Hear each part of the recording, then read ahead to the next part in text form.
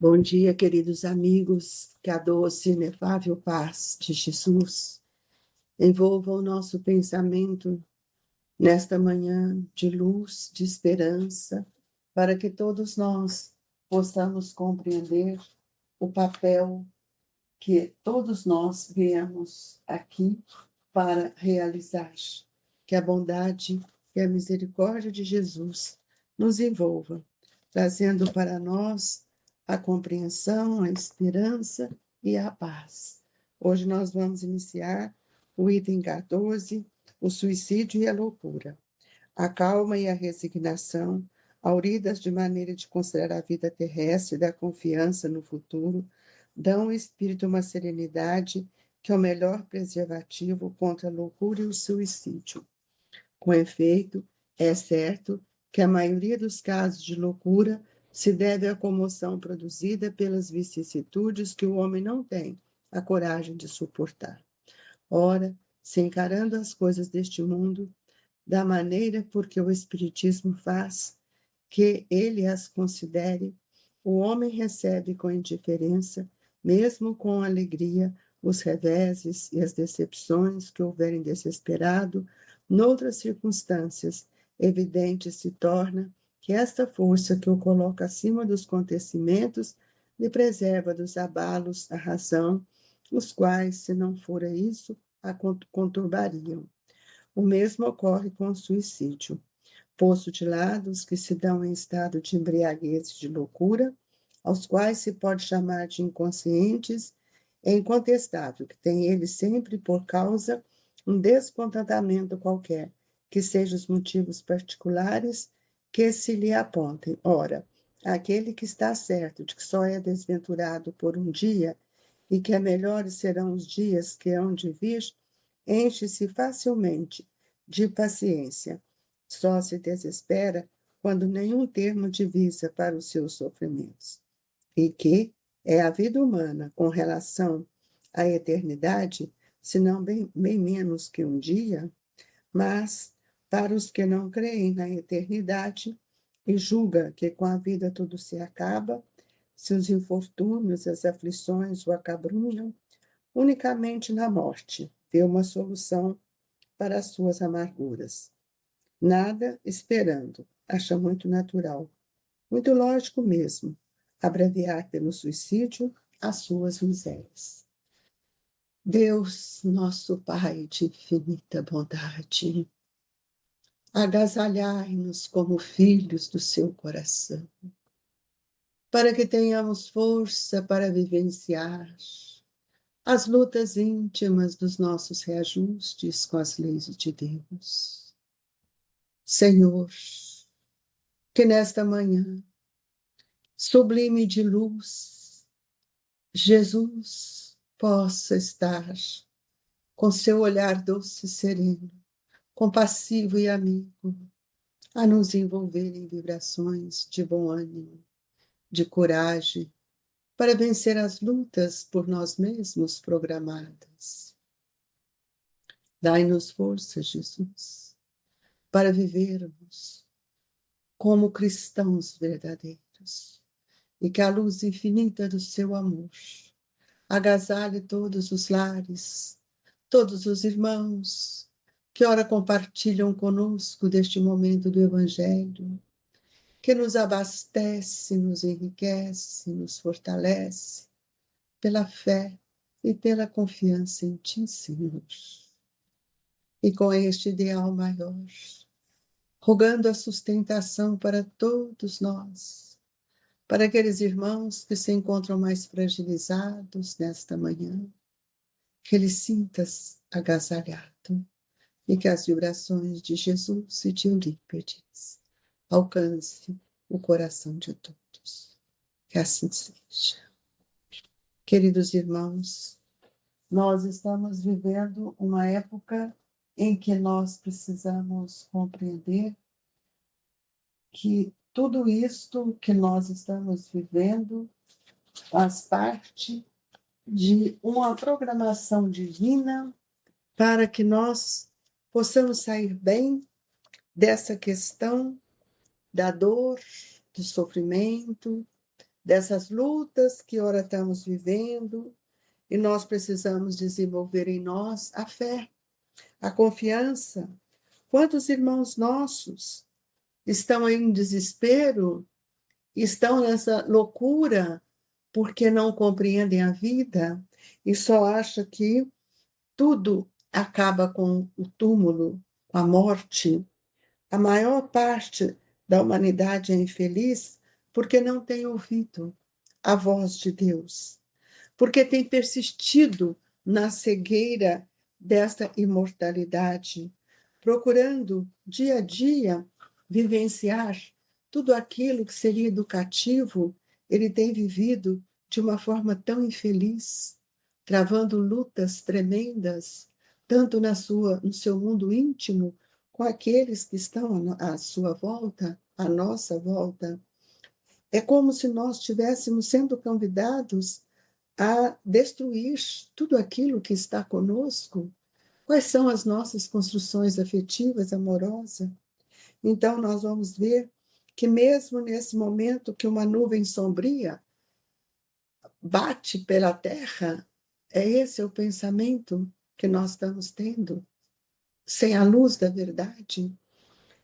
Que nuvem sombria é esta que tem envolvido tantos irmãos, como se fosse uma tempestade íntima?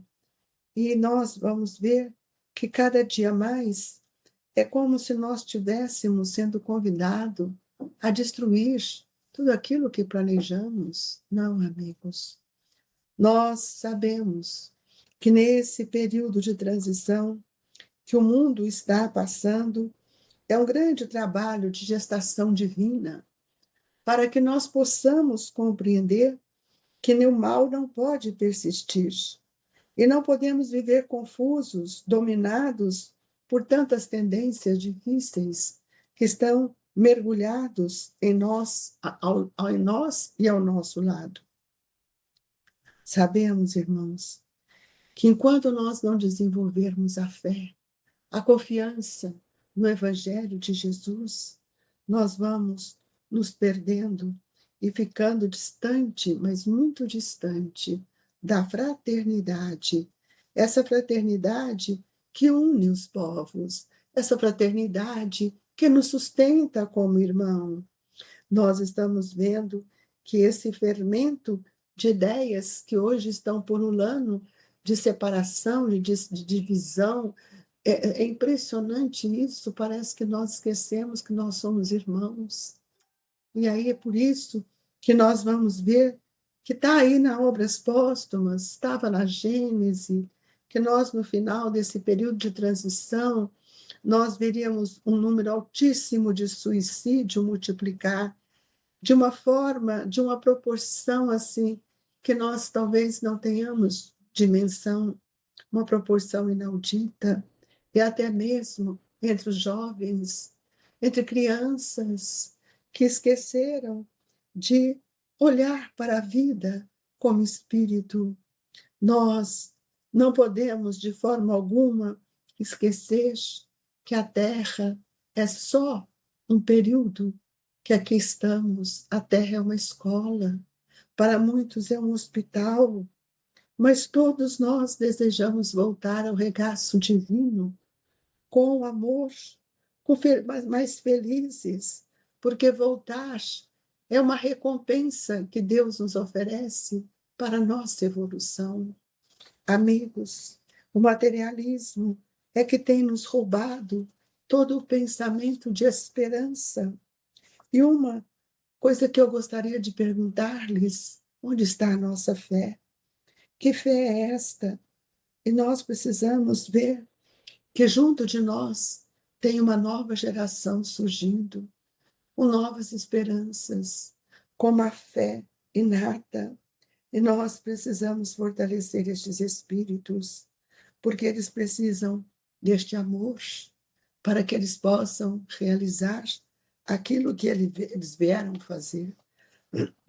O Espiritismo, amigos, é a vida que nos conduz à renovação, é a esperança de progresso. E nós sabemos que quantos dos nossos irmãos tem desistido da sua caminhada. Nós estamos às portas de uma era de esperança, uma era de luz, uma era em que nós estaremos unidos e compreendendo o que Jesus nos disse: fora da caridade não há salvação. Essa máxima, também trazida por Allan Kardec, precisa nos fortalecer, sair dessa força cega. E por isso nós temos visto que o suicídio, ele se dá muitas vezes por várias maneiras, pela desilusão, pela falta de resignação, pela falta de coragem, por não compreender a sua imortalidade e a vida futura. Mas, para aqueles que estão nessa dor, eles pensam: para que crer na eternidade? Para que vou sofrer? E aí nós vamos ver o resultado da incredulidade que muitos vivem. E nós somos responsáveis também por essa incredulidade, porque muitas vezes nós não trazemos para o nosso lar o Evangelho de Jesus, nós não vivenciamos, nós não conversamos com os nossos filhos, não mostramos o valor das lutas e das provas, e muitos voltam para o mundo espiritual em situação lamentável, ocasionando justamente por uma situação de uma covardia moral. E nós precisamos saber que quando nós retornamos desse estado, nós entraremos num colapso espiritual, de dor, de ranger de dente, não porque Deus nos pune, porque Deus não nos pune. A punição vem da nossa própria consciência. É por ignorarmos o valor do tempo, o valor das provas. E outros também voltam pelo álcool, pelos vícios. E cada dia suicida. Não é um suicídio de uma vez só. Há pessoas que suicidam todos os dias, com seus vícios, com os desregramentos, quando não obedece aquilo que o próprio organismo está lhe pedindo. Então, nós observamos que com a chegada do Consolador prometido, é para quebrar a propagação dessas doutrinas materialistas que não nos explica essa reencarnação, que não nos explica a vida após morte. E esses espíritos sofrem muito, porque o tempo de lá, do mundo espiritual, é diferente do nosso. Mas é preciso saber que a existência, nossa vida, do espírito, ela se prolonga indefinidamente. Não, ela não termina no túmulo. Nós somos espíritos imortais, eternos. Então, nós precisamos ver que muitas vezes aquilo que nos traz o desânimo é a incredulidade, é a falta de uma coragem moral.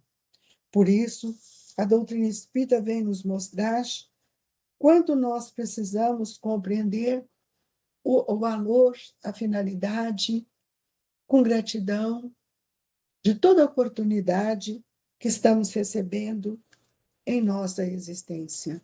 Por isso, a obediência e a resignação são dois processos que nós precisamos corrigir em nossa vida. A resignação é quando nós compreendemos a dor de forma lúcida pelos nossos sentimentos, pelos desregramentos. Nós sabemos que quando nós compreendemos a dor, nós lutamos para a sua melhoria. O suicida, muitas vezes, ele acha essa vida uma desgraça, porque ele não realiza aquilo que ele desejaria.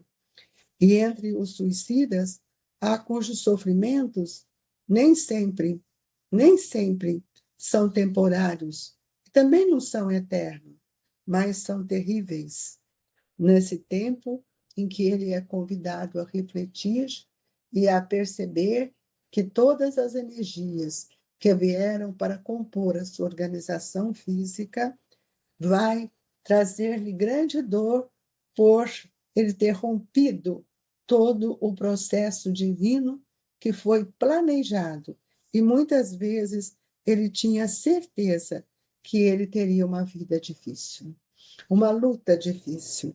E é por isso que a doutrina espírita vem para nos trazer a certeza de uma vida futura, que todos os nossos atos geram consequências para nós.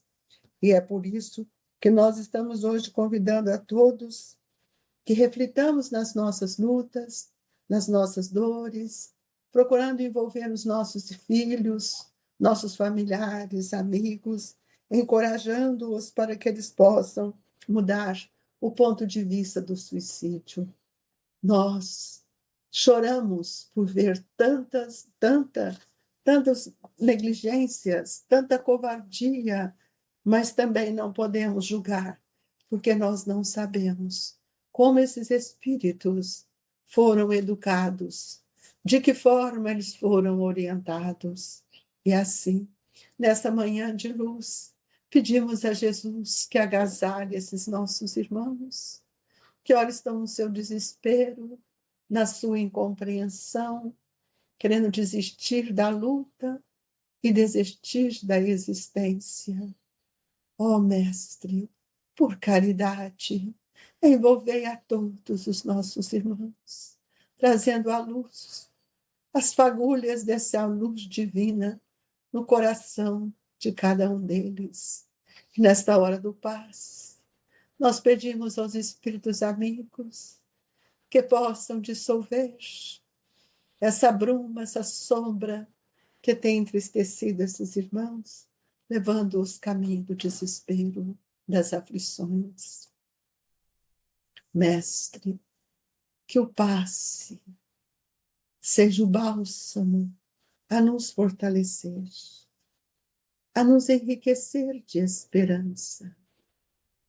E assim, imbuídos deste amor, é que nós pedimos pela fluidificação das águas, que ela seja um medicamento a fortalecer todos os nossos ideais.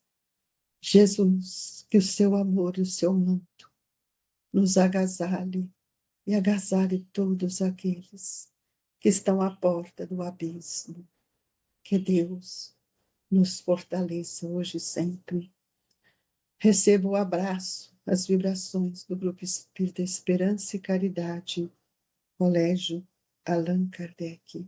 Se conosco, Jesus, hoje, agora e sempre, que assim seja.